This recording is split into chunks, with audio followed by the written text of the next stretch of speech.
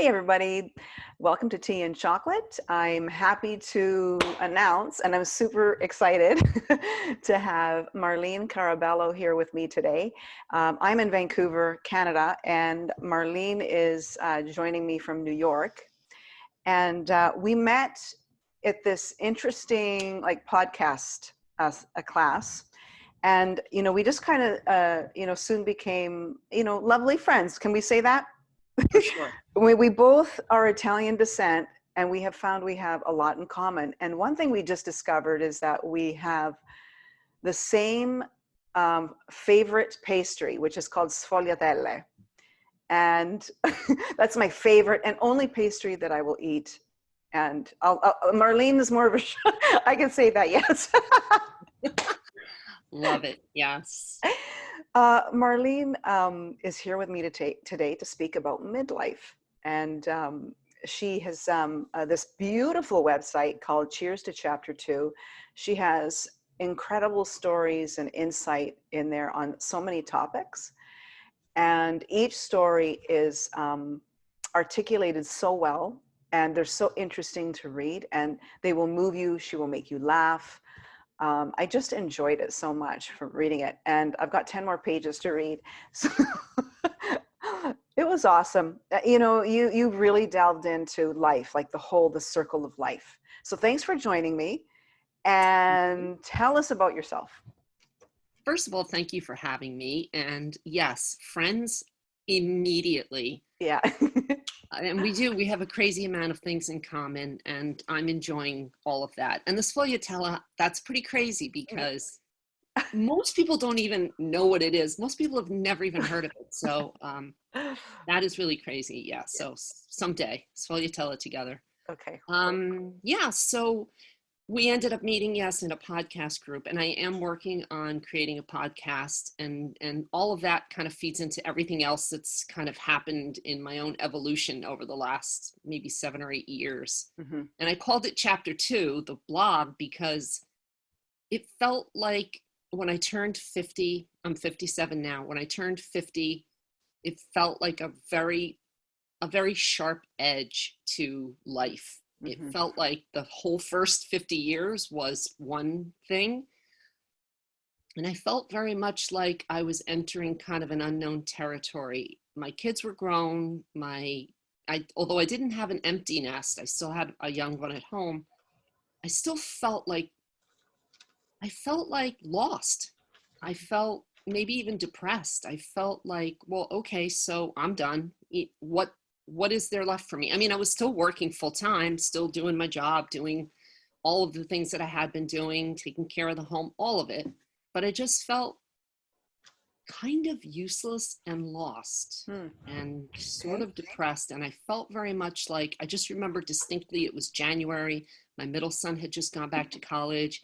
The holidays were over. And I just felt, what was the point? Like, what was my point? What was my purpose? I had done the child raising. I had done, all of those things that you feel like you're supposed to do, the career, the house, all of that. And I felt empty. I felt like maybe I had spent too many years focusing on finding joy outside of myself, from work, from other people's accomplishments, celebrating whatever my kids did, just kind of caring for my mother, just so many things that were outside of myself that I felt kind of empty, like I didn't have a whole lot to feel joyful about once you remove all of those other kind of like roles of daughter, neighbor, mother, sister, wife. So it kind of sent me looking for support.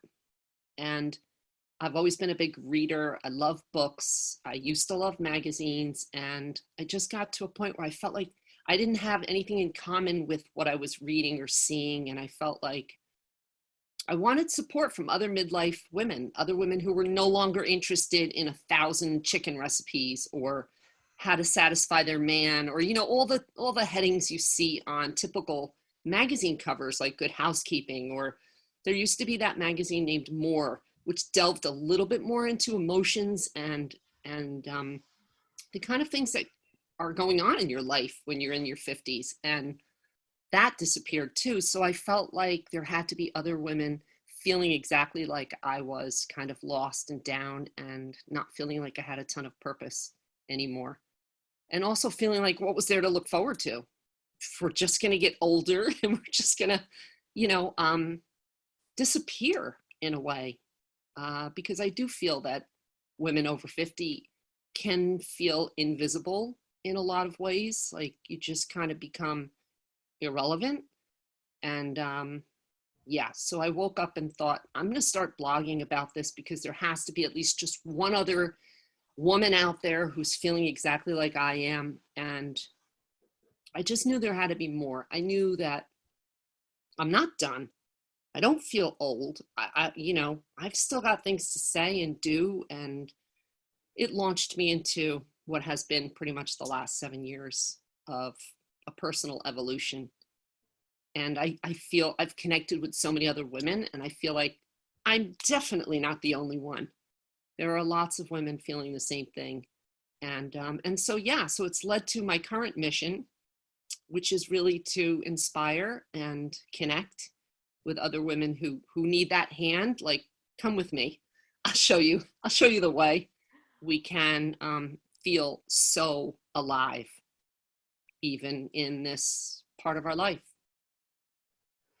So let me ask you this. The magazines, do you think that they do a disservice? Totally. Do you think women Totally. contribute to that disservice? Totally. Absolutely. What would you say to women today who kind of, I guess, we're all in this sort of like or however you want to walk this path of being a woman today. We have, in North America, there's this whole idea that women are suppressed. And sometimes when you go into other countries, when you step outside the globe or outside our border for places like Afghanistan, Cuba, North Korea, where there's some real hard ass, excuse my expression, suppression. So I'm wondering what your thoughts are on that. Oh, I definitely think, yeah, there is a huge disparity in different cultures, religions, parts of the world, for sure. But I feel like we kind of set the example in our part of the world, in this part of the world where women are, you know, supposed to be equal. But I think that we raise women to feel so much like their identity is to serve others and to please others. And so that's a really hard thing to break out of, the constant, I mean, I want to serve also other women, but in a whole different way, in an empowered way, not serve like the way we've kind of been brought up. And it's still happening. And it's a hard balance between wanting to be respected and equal, but also wanting to feel protected. And, you know, like I understand that for young women today, it's a difficult challenge to be seen and to be heard and to not just devote yourself to pleasing everyone around you. I think women tend to do that. Maybe it's innate, but I think a lot of it is a social construct of having to please others and spend so much energy pleasing others that you forget who you are. You forget how to please yourself. And so yeah, I guess I'm finally waking up to that now. You know, I wish I had figured it out sooner, but then again, we have to learn our lessons in life. It's like a journey. I feel like it's meant to be in a certain way. I'd love to go back to that, but before we do, can you tell me in your intro, I wanted you to just sort of I don't want to forget this, the fact that you are a Reiki master and you're also an intuitive. And I'm wondering this progression, this evolution that you've talked about, how that piece came into your life. Yeah, this is super interesting. Thank you for asking this. I feel that it was there always.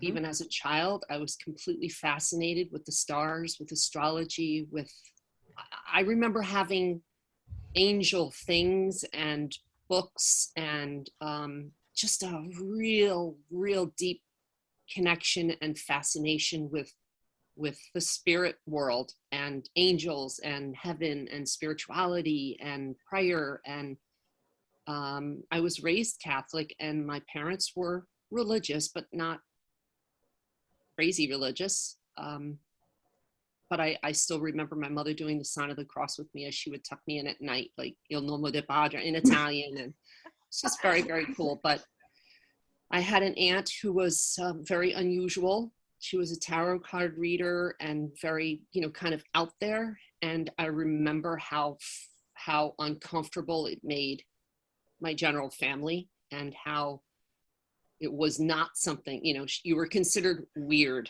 let's say. And so I think I suppressed a lot of that interest and connection throughout, my 20s, 30s, and 40s, just doing the thing, going to work, making money, paying bills. And spirituality was just not, I always had it, but I suppressed it. And for sure, I didn't talk about it because fear of judgment. Mm-hmm. So as I started blogging and I started digging into the things that make us feel less than we should feel, and one of them is judgment and fear of judgment, and worrying again about pleasing other people. And if I talk about my interest in spirituality, will I lose a friend? Will I seem like a weirdo? Will I embarrass my kids or my husband? Will my mother be ashamed of me? Yeah. So part of finally coming into my own is a willingness to expose my authentic truth, Right. and who I really am. And how Reiki specifically came about was in this journey, at the beginning of this journey, I started to trust myself a little more and just be a little more, to follow my own instinct, my own intuition, my own gut about things. I have never been a spontaneous person, and going to become a Reiki practitioner was extremely spontaneous. I felt it. I just felt a calling of some sort. I signed up for the class, which was in Boston. I went for the weekend, where I had never been a person to go do anything for myself. And I went and took this class, like sight unseen, knew nothing about Reiki, had never had Reiki before, nothing. In fact, I remember the night before leaving for the weekend training, Googling what is Reiki, because I had no idea. I had no idea what I had signed up for. Nothing. Oh, I love it. I totally love it. Oh my God. I was Googling, like, wait, what is Reiki? What am I learning how to do? That's so awesome. But I knew the woman who was teaching the class. Like, I had other interactions with her, and I knew she was not a crazy person. So although it felt like a crazy thing to do, I knew that she was a good person, and I trusted her, and she was teaching this class, so, and certified to do so. Also a psychic, by the way. But yeah, so I showed up for the class, and I was blown away. I was blown away at how much I was meant to be there in every single way. And when I realized what it was, I did feel like it was a little crazy. Like this, I even said to her, I can't do this, because part of it is tapping into your own intuitive guidance to infer information to people that's helpful to them. And notice how I'm watching my language, because even now to say channel or it still feels uncomfortable to use those words, but it's kind of what it really is. And I fell in love with it, and I didn't think I had it in me. And I said to her, I can't do this. And she was like, yeah, you can, and showed me right then and there that I was tapped in a way I hadn't realized. That's tapped incredible. to other realms. It opened up for me an entire world that I had been waiting, had been waiting for me, and I was waiting for it. And fast forward to today, where I would dare to publicly talk about spirituality or any of this, of Reiki, spirit guides, all of it, angels. I'm finally this far from completely being able to own it. Mm-hmm. Mm-hmm. Mm-hmm. Yeah. I was going to ask you how you trusted the teacher that you wanted to take the class with, right? Yeah. She was somebody who had become a friend, and she was also, but again, I'm drawn to, like, I am drawn to that. I have always been drawn to the something more. I've never believed that there was nothing, Mhm. that we just live out our lives and then we just die. I have never believed that.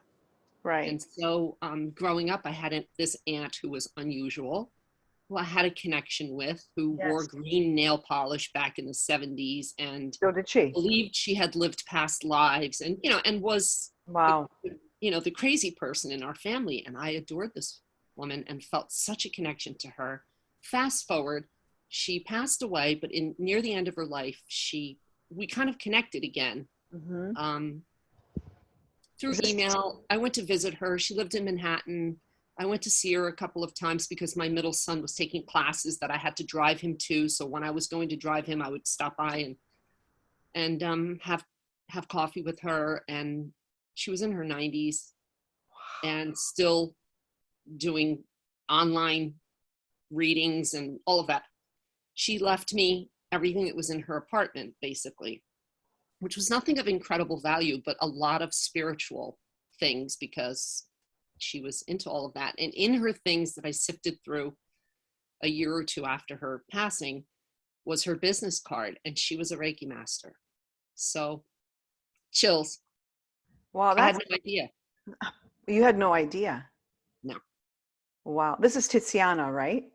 Yes. Did she have a family? She was not married, Yeah. and had no siblings.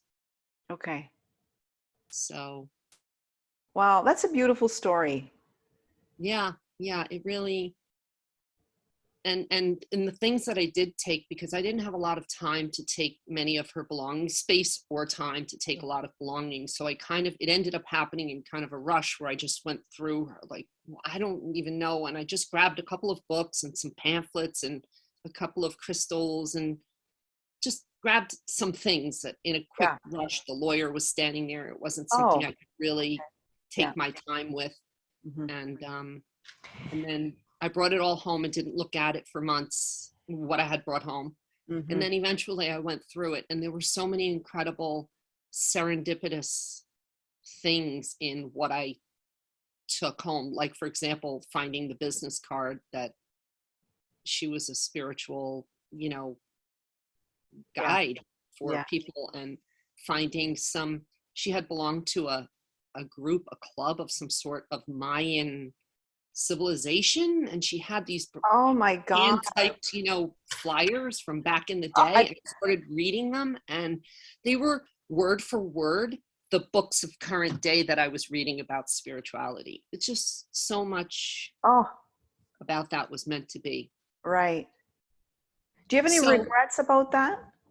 oh yes, but I also believe it was how I wasn't ready. Yeah. Yeah. Yeah. Yeah. I wasn't ready. If I could Right. do it again now, if she were alive now, it'd be entirely different. But I Sure. just wasn't ready. I Yeah. wasn't ready. Okay. It makes me think about when you were saying earlier about just sort of this innate understanding that there has to be more than this existence that we have on Earth. And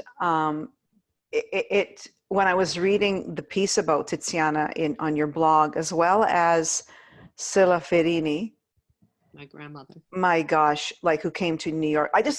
I'm mind about in 1892, right?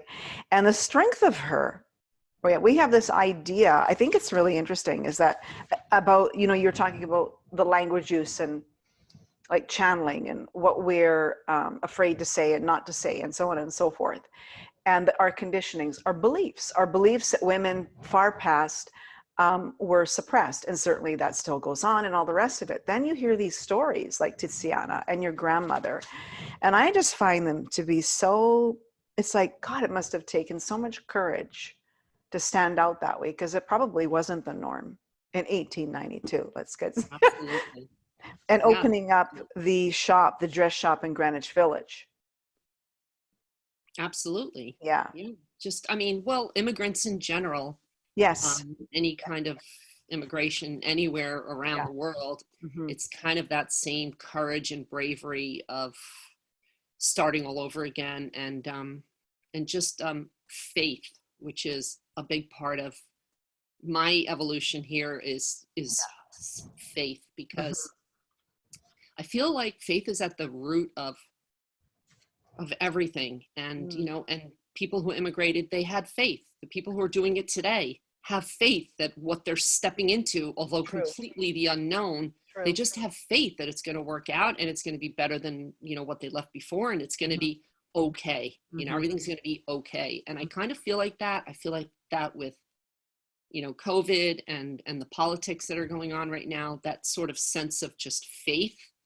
Like, Mm. hang in there, stay Yeah. in faith, because the opposite of faith is fear. Hmm. And fear leads to so many bad things, from Hmm. health issues, heart issues, blood pressure, Hmm. reactions, actions, Hmm. suppression, fear. So I've definitely embraced that fear is not it.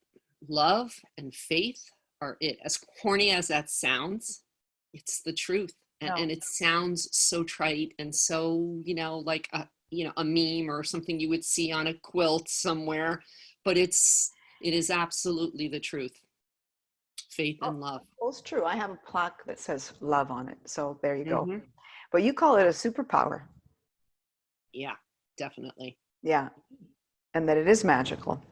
It is magical. Stay in faith is a really actually good mantra to, keep us on, I guess, on a positive trajectory, I guess. Yeah, yeah. I think, there are so many things to worry about. And I have definitely had my share of anxiety Hmm. about so many things, and was always a worrier and always a what ifer.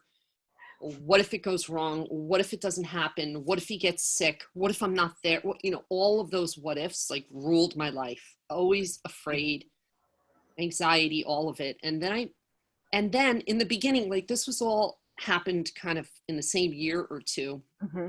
that I started the blog, that I kind of woke up to who I Hmm. really am. I Hmm. started feeling the spiritual connection. It started to all piece together for me. And at the same time, I was in a bookstore and picked up a book and bought it without even looking what the book was about. I don't know how I just picked that book, but I picked this book, and it was called The Untethered Soul by Michael Singer. And it changed my life.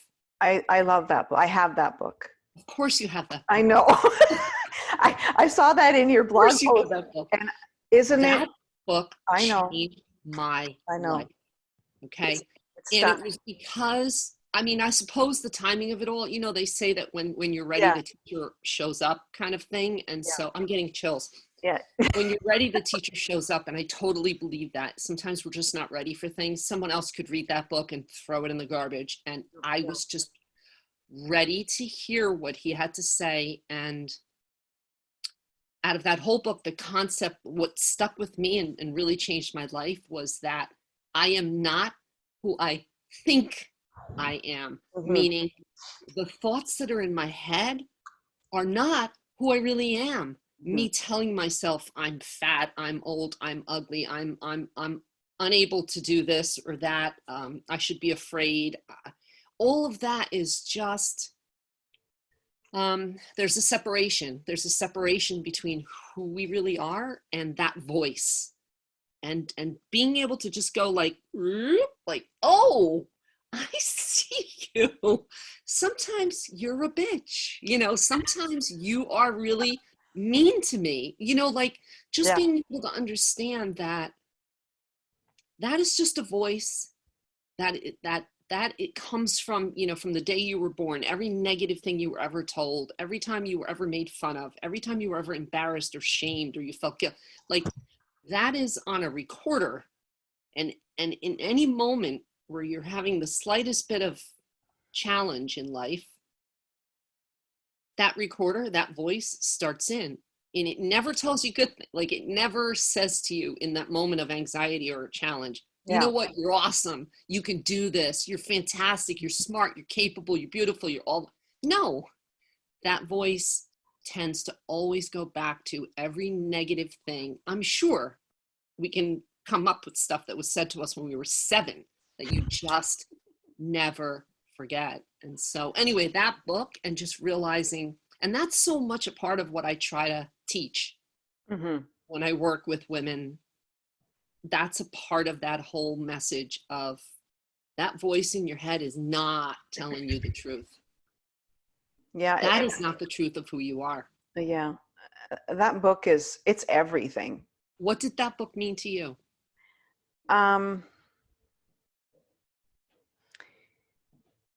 That you can just find peace in the center, in the middle. I look at the book as the middle path, right? It's a philosophy. It's telling me that I'm sane. It was telling me that I'm sane, you know.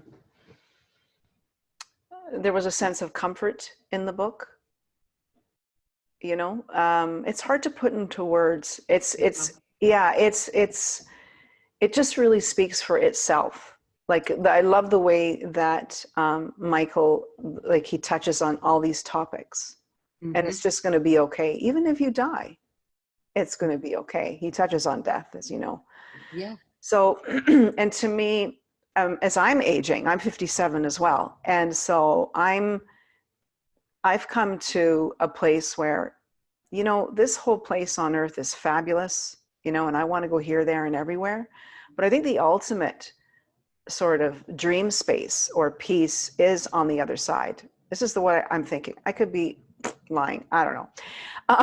But it really makes me think about who we, like, our lineages, our ancestors, the people that come before us, you know, and how I brought up your mom or your grandmother. And you speak a lot about your family on, you know, your mom and that. And is to delve into the richness of that. I almost feel like it's our responsibility, if we're that lucky to expand on our awareness and consciousness, that we have the privilege. That's what I call privilege. Okay, regardless of what that word is is to be able to be awake to ask yourself who you are, and to consider that your DNA, that you are in someone and someone is in you. Absolutely. When I do a Reiki session for someone, I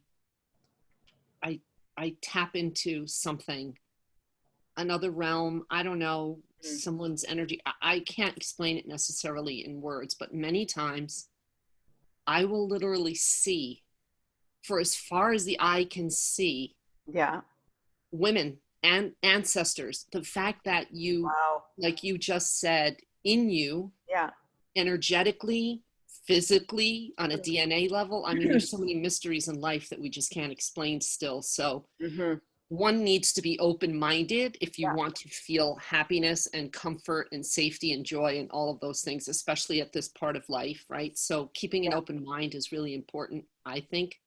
And to consider whether you even know who your parents were. Like, even if you were adopted, you know, there are, and you have a line of ancestors going back to the beginning of time, and they are a piece of you, and they are with you in some way. You're not alone, and there's incredible comfort in that. You know, I really feel like I know we are not alone. As individuals, we are not alone in some energetic realms, dimension. I don't have the answers, but we are definitely more supported than we could ever imagine. And there's incredible comfort in that. So I'd love to talk about the first part of your, like the first part of like the chapter 1. And then delve more into chapter 2 and aging, what you feel about aging. So chapter 1, tell me a little bit about that and about the honor of being a mother. And then, like, you talked about your boys leaving the home. Yeah. I love those stories. Yeah. Yeah. I never, like, I have friends who knew they just wanted to be moms like Mhm. their whole life. I was not that person. I Mhm. never really thought much about it. I had never babysat a child in my life, Oh, never wow. changed a diaper. It Okay. just wasn't, I don't know, on my radar. I had a career. I was working for a corporate 500 company and doing all the things, went to college, did all the things. Um, I, my parents were very conservative and very, I'm not going to say controlling because that sounds terrible. They were absolutely loving, but I Mhm. never felt, and maybe it was a generational thing too, but I never felt like I had a lot of choice. Like I was just Understood. going to do Yeah. what was expected of Yeah. me. I And understand that. that's how I was raised. And, Mhm. the generations today are given tons of choice about everything from, I mean, small example, never once in the 18 years, 19 years that I lived at home, did my mother ever say, "What do you want for dinner?" Like, even just as simple as that, it That's a was, no, great point. you know, That's a great point. where do you want to go on vacation? Do you, no, there were no Yeah. questions Yeah. ever. And Yeah. so that Yeah. controlling is the wrong word, but it was just like, you just don't have like a say. And that's kind of like the way it is. And you Mhm. just, Mhm. and so I grew up just sensing that I did not have the power to make choices. Choices were made for me, or there just were no choices. Maybe that's even more accurate. There were no choices. This is Mhm. just what it is. Mhm. This is what you're going to do. This is where you're going to go. This is, and just kind of how I was raised. Mhm. And my parents were not affectionate. They loved me, never doubted their love ever. But I think it was just they were definitely raised on the you don't speak unless you're spoken to kind of old fashioned Italian, thing. So, Oh, and I know it. I heard that one. they would often remind my brother and myself about that, how Okay. they were raised, Yeah. Yeah. and times were tough for them and survival. Like, we're so spoiled. Them growing up, it was literally survival. Yes. Was their food and were they safe? So Mhm. Mhm. we're very spoiled about that. But anyway, so I did all the things. I got married. I had a good job and realized, like, yeah, I guess, we want to have kids, have a family, so yeah, we should have kids. But I felt, I don't know that I felt ready. Mhm. I don't know that I felt capable. Like, Mhm. it seemed, be a mother. I Mhm. barely felt like, I could take care of myself.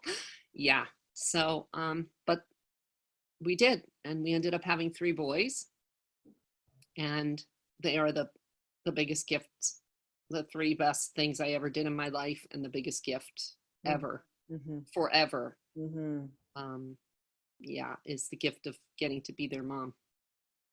And they're very independent.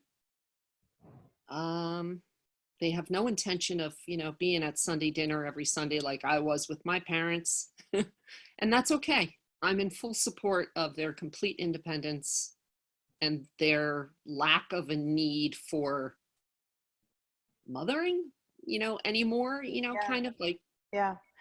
In your drop off day college blog, yeah, you you talk about the fact that you dream about it when it arrives, and then you also dread it. And I just thought that was so bittersweet. yeah. And I think also that was the day that my first, the day that we left my first child at college was the day that I truly realized that they're not ours. When they're Mm. born, you feel very much like, this is mine. This is Yes. mine. And then they're Yes. children, and you're keeping them alive, and you're caring for them 24 hours a day until they're, like 16 or 15 or 14. It's pretty intense. The going to the doctor, the going to sports, the homework, the schooling. It's a lot. It's a lot. And you feel 100% responsible for everything, for their success, for just everything, their health, their well-being, their success, their schooling. And then one day you drop them off on their own, and you're like, oh, he's not really mine. He's not really mine. He's not mine. They're not mine. They're like given to you, and you're being Yeah. given the task of Yeah. caring for them and loving them and raising them, Yeah. but they're never really yours. Yeah. And from the Yeah. day that you give birth, Mm-hmm. you are preparing them for goodbye. I'm Mm-hmm. going to cry. No, that's okay. It's so true though. You're Yeah. you're getting them ready to say goodbye, to live on their own and be independent and not Yeah. need you anymore. Yeah. And when you've absorbed the role for so many years, Yeah.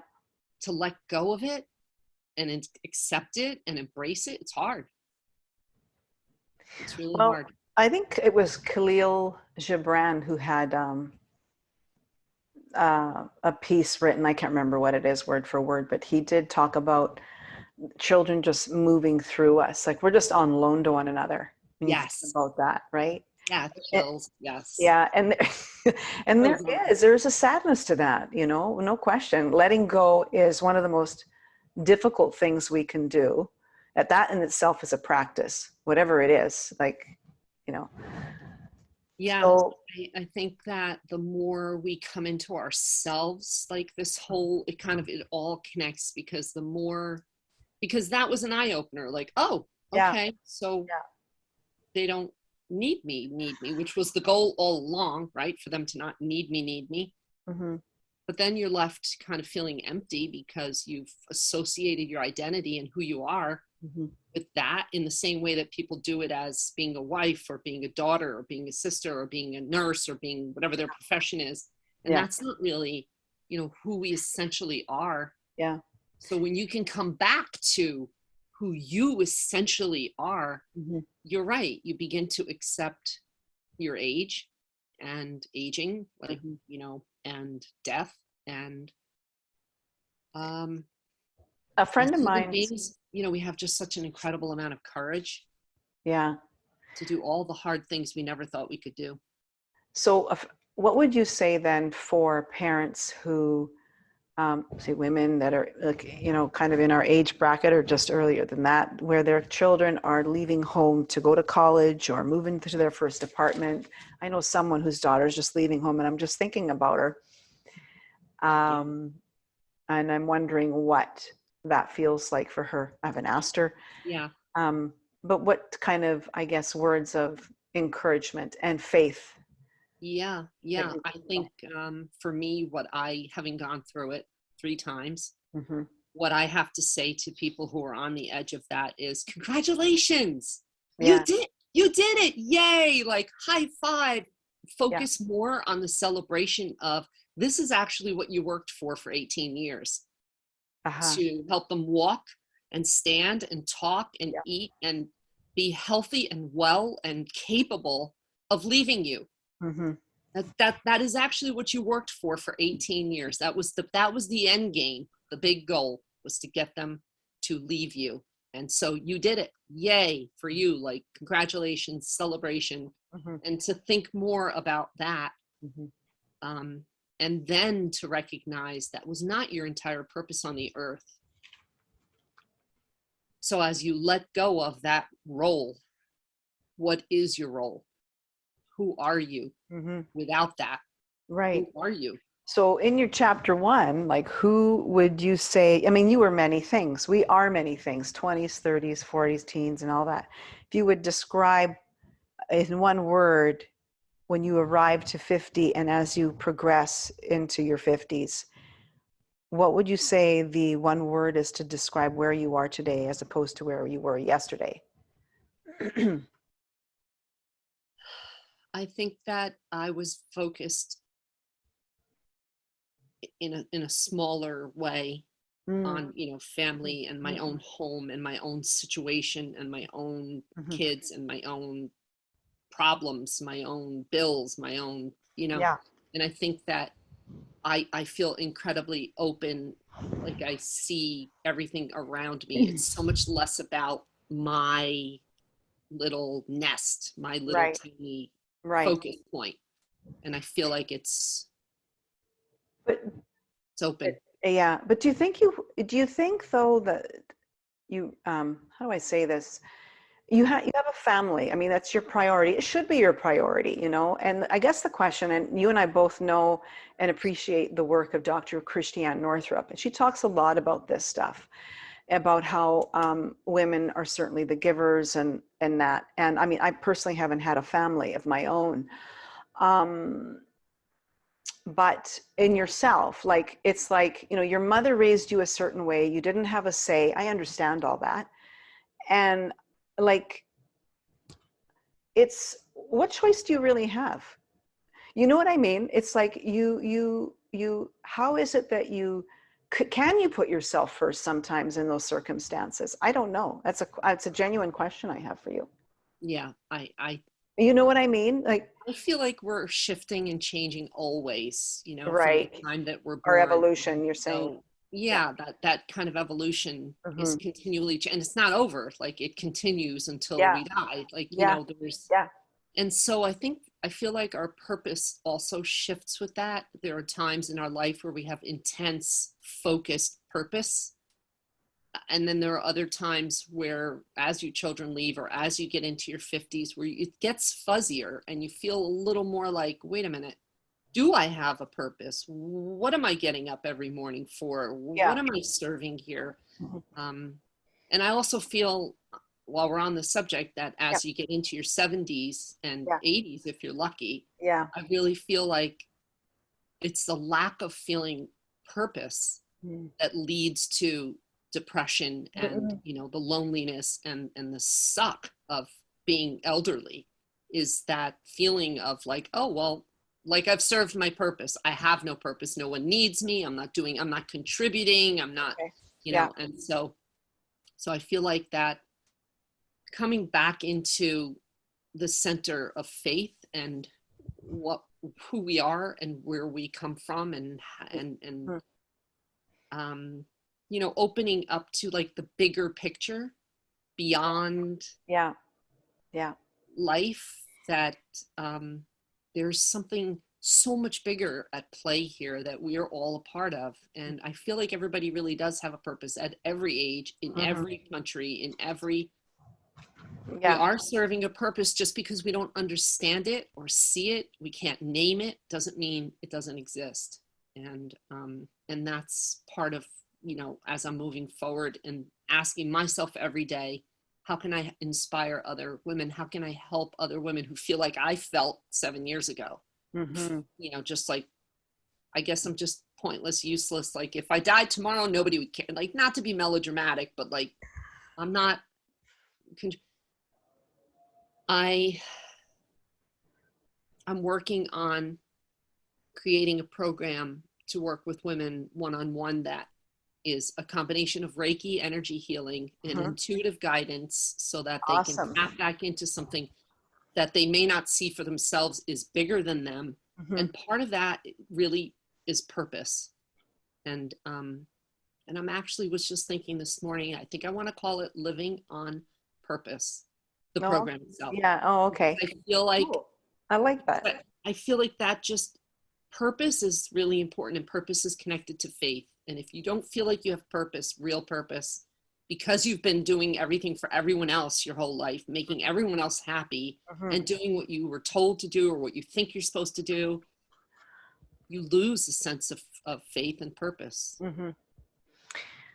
Yeah, I know. When you wrote about that, I thought, yeah, that's really, because I know that right now we've, you know, just talking amongst friends and stuff, and some of us have, our mental health is like on one end to the other, right? It's all mixed there. And I noticed that if you're not working, or if you're not, I mean, many people haven't been working, you know, and um, you know, the whole idea of being of value, Mm-hmm. you know, to someone, to humanity, I think has, at the moment, for the past few years, has robbed us of that. Definitely. Yeah. And I think that, you know, I know that it hasn't affected some people either, this whole, you know, this whole thing. But for the most of us, it has been very difficult, you Yeah. know. Yeah. Anyway, I wanted to just touch one more thing on the aging thing about your mom. and her hearing aid. And because I love that story, because it was like, it was more about you having to embrace the fact that she didn't want to have the hearing aid than she did. It was like, get this thing off me, right? And I love the way you described it, because you said, you know, it's okay that, not in these words, but that she didn't actually need to hear everything. She was okay with not hearing everything. Yes. Yes. I found that very insightful.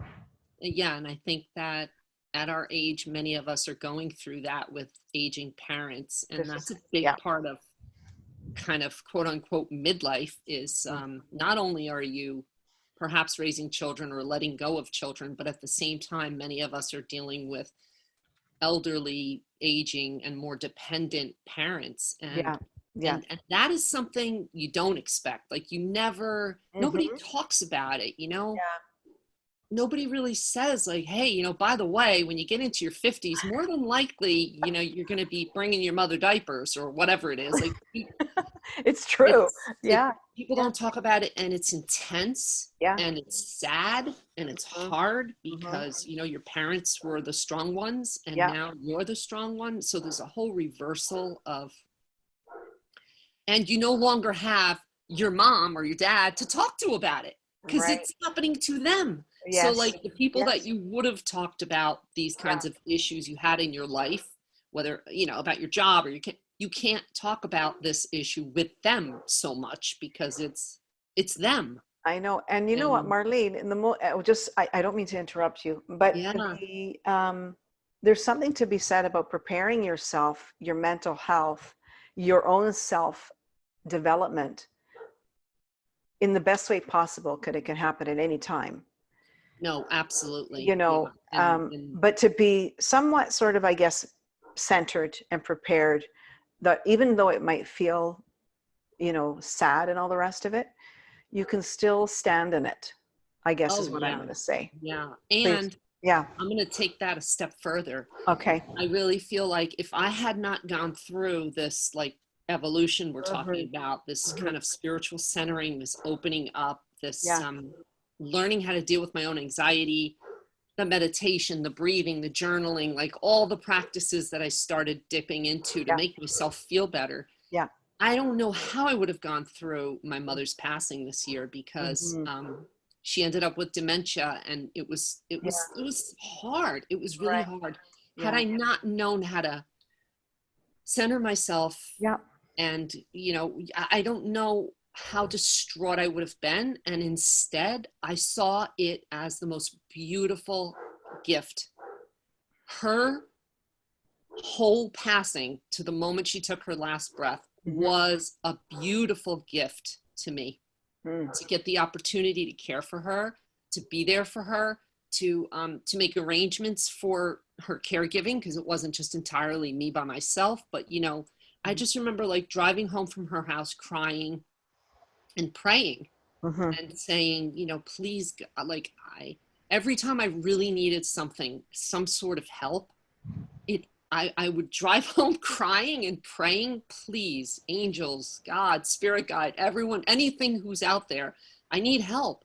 I don't know what to do about whatever it was that she was needing, increasing care. What am I supposed to do? And then just serendipitously, you know, the next day somebody would call me and say, oh, I know a lady, or she went to the hospital, and when she was being released from the hospital toward like the last month of her life, I realized like, oh no, she's in really bad. She can't be left alone at all, but I can't go live with her. You know, it was a dilemma how to care for her. I wanted to keep her in her own home so she wasn't in the hospital. And, you know, I cried and prayed, and somebody came to me and said, it was the visiting nurse who said, you know, have you ever thought about hospice? No, I hadn't thought about hospice. I mean, I knew my mother was getting bad, but I didn't think she was really dying. And this kind nurse was like, yeah, like she needs hospice. So, you know, one thing led to another, but I really see the entire process as it was not a burden. It was hard, it was emotional, but it was beautiful. And Mm-hmm. I'm so incredibly grateful that I got to like go through it with her, you Mm-hmm. know? Mm-hmm. And so, So yeah. being a spiritual practitioner, as as you're delving into your journey, you've given birth and, you've given and then you've let go of life on the opposite end. Is there a meaning in there for you? So much, so much. It's so beautiful. And um, I feel so incredibly grateful and blessed. I really do. And so many times we see challenges or struggles as we feel like victims, like, oh, why did this happen to me? Or, Yeah. whether it's cancer or somebody dying too early or financial struggles. And they are all lessons for us. I really believe that. The birth, the letting go, the death, the challenges. It's like our soul needs to learn how to rise up to the challenges, that things really do happen for a reason, even when they're hard and terrible. And there isn't always an answer. Like, we are not victims. Like, we didn't do anything to deserve what bad things may happen or good things may happen. It's like, Mhm. it's a part of our journey. It's a part of, and so how we approach those challenges is really, it's the only thing you have power over. You can't change Yeah. many things that happen, right? You just have no control, but you do have control in how you react, in how you feel about it, in how you allow it to destroy you or not, you Hmm. know? And so I was reading something. Do you know about Amy Purdy? She's the Olympian. She lost her legs, Yes. Yes. young. Yeah. She has such incredible resilience. And she wrote a book, and it's very inspiring to have, as a young person, be on the top of her game. And then some random virus attacked her body. And she ended up being a double amputee. And fast forward, she's won gold medals in Paralympics. She's been on Dancing with the Stars. She's written books. She's married. She's got a beautiful life. She continues to have health challenges, and she's got the most incredible attitude. So that's all we really have at the end of the day, is a control over how we feel about whatever comes our way, Mm-hmm. right? It's our attitude. And so same thing with fear and COVID and getting sick and aging. It's like it's how you approach it. It's your attitude. Mm-hmm. Mm-hmm.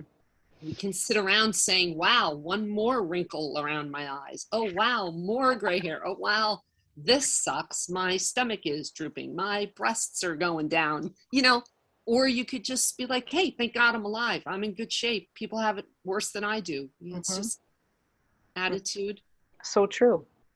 but it takes work.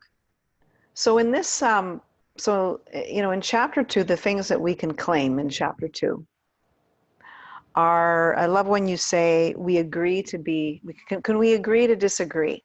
Mm-hmm. And having the courage to disagree and using our voices, to stand up for things that you believe in, or, if you could speak on that a little bit about where we can take our path once we kind of cross over into our 50s and, you know, um, who we have around us, the importance, as you've articulated on your site, on friendship and what friendship really means, being friends with yourself. Absolutely. Yeah. Yeah. And I think that it's always important. All of these things are important from, the time we were 11.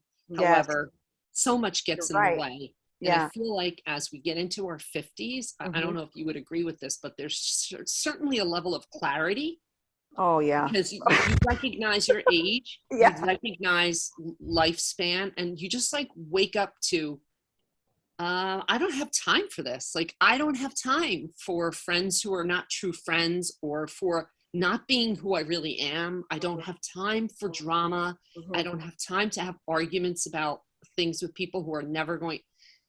I don't have time to fake who I am. I Yeah. don't have time to, so I think there's a reckoning of coming back to what they call like the authentic self, and Hmm. just really being true to yourself. And people say that, oh, be true to yourself, but I'll tell you what, now is more important than ever, to really be true to yourself, to be honest about, I mean, I've become frighteningly honest because I was always the person to never ruffle any feathers, to make nice, to make peace, to, you Yeah. know, be Yeah. kind and all of that. And I'm not saying anyone should be rude or unkind, but Mm-hmm.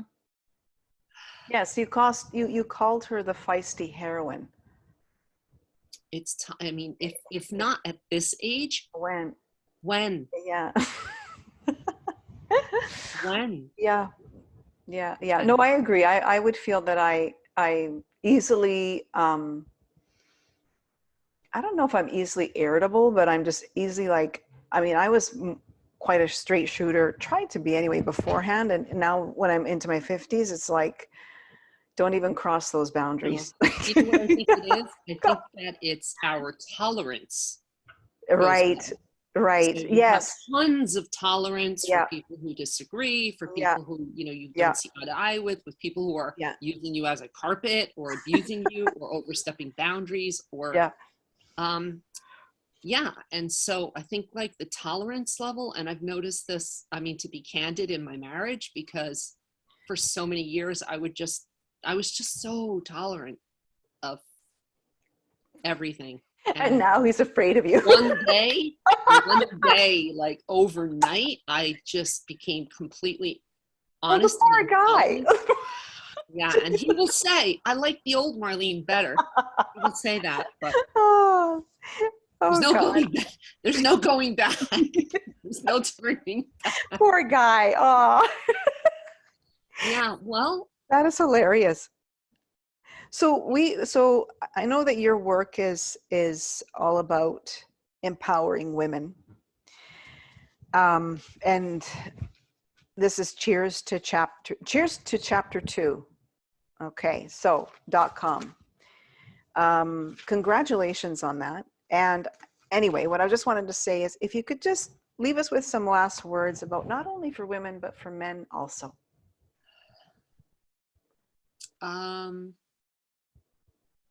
I feel like self-care is an overused term, but I think it's more important than ever for men and for women, for everyone. I mean, I would encourage, and if you had a granddaughter, you know, to encourage self-care, like that we would lose the guilt and shame around doing things for ourselves. And I don't mean, I'm not talking about buying new clothes. I mean, Mm-hmm. caring for the soul, like Mm-hmm. caring for who you really are Mm-hmm. underneath it all, stripping away the labels of your job, your profession, your role in life as far as being a mother or father, just stripping that all away and going back to like the core. What do you need to nurture your soul so that you can be the best person you can be and do the things you want to do and not feel stuck, not feel like whatever your challenges are the reason why you can't be happy or you can't help someone. Or so I would just say self-care, real self-care, doing things that do really honestly bring you joy, having practices, you know, whether it's, I don't know, whatever it is that turns you on, Yeah. whatever lights you up. Yeah. We all have those things. We don't make time for them. We have excuses about why we don't have to. It's so incredibly important. It just makes us better human beings Mm-hmm. Mm-hmm. and better writers and workers and lovers and teachers, you know, and everything else we do Mm-hmm. benefits from taking care of ourselves. Mm-hmm. And so that whole sacrificial thing that especially women tend to have about sacrificing everything for the good of, you know, no. Self-care, I would say, Mm-hmm. is the big win. Mm. Well, thank you.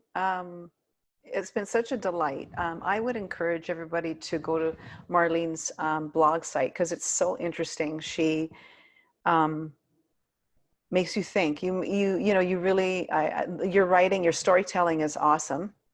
Thank you. Yeah, you're welcome. And uh, I hope that, not I hope, I know that, you know, this next stage for you is going to be amazing. What was it again? Living on Purpose? I think so, right? Okay. It Okay. makes Well, sense. excellent. Well, I'll look Yeah. forward to that. And I'd like to just end off by saying, for those of you who joined us today, thank you so much. And I hope that one day I get to eat a sfogliatelle in Italy or New York. Yes. Yes. Anywhere. Yeah, Yes. anywhere, but preferably in Italy. I mean, that's where I think we need to be. I Don't you agree. think? I agree. Yeah. Yes. Yeah. Yes. All right. Well, thanks so much for joining me, Marlene. Thanks so much for your time. Thank you. This could have been longer for sure. So cheers to chapter2.com if you're interested in learning more about Marlene and even her services as a Reiki Master and intuitive reading. So yeah, thanks and take good care of yourselves. Thank you. We'll Thank you see you so soon. much. All righty. Ciao. Grazie.